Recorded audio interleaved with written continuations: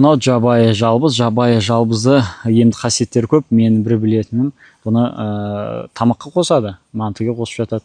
Екінші, мынау емді қасиеті жағынан көп адамдарда қолтығынан иіс кетпейді, анау мынау не жасасам да жаңағы уақытша деген сияқты. Соған міне жабайы жалбызды суға қайнатып, соны сол сумен бір апта 10 күн жуатын болса, полный кетіп қалады. Бірақ қазір емес, бұл себебі әлі гүлдемеген деген сияқты ғой.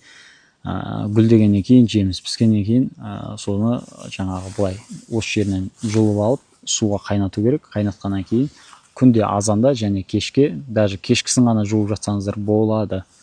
Осылай ем болсын. Мынау халық емі Нұрқаділ деген YouTube каналыма, Instagram каналыма, TikTok каналыма тіркеліп алыңыздар. Сұрақтар болса комментария жазыңыздар.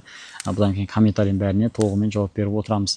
Одан бөлек мынау алтын қоңыз, құрттамыр, геморройға, аяқтың жақпамайы бар, соларға заказ берем десеңіздер, я болмаса ол не деген сияқты, алтын қоңыз не деген сияқты сұрақтарыңыз болатын болса, профильдегі нөмірге өтіңіздер. Сол жерде барлық сұрақтарыңызға жауап табылады.